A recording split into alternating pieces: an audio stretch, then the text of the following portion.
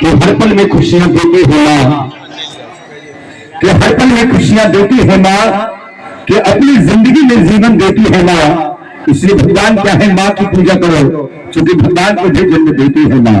तो आई फिर से उसी कड़ी में चलते जाके हम सबों को भी चाहते हैं शरीर शिक्षा जो उपस्थित है, तो आइए वही साज वो आवाज वो अंदाज सिर्फ बदलू का चुनाव बदला सभी कर आपका बीच उपस्थित है।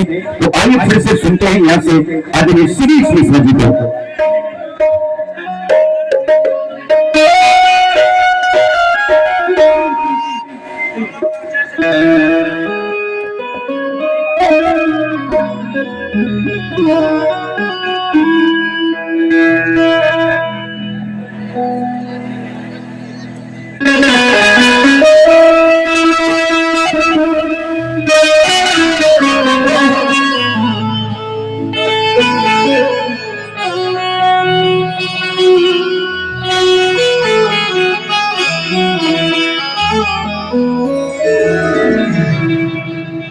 नाही बाटे नारियल चुनरी,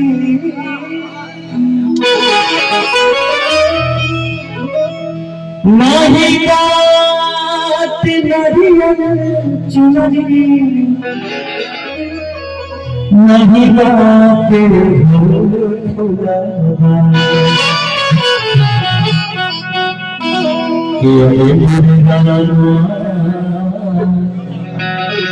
अरे मोरे राम कि अरे मोरे माई के सरनिया भजनिया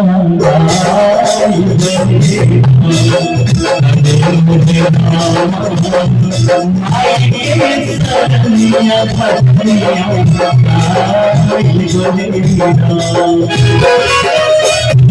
नाही बात नारियल चुनरी, नाही बात नारियल चुनरी, नहीं बात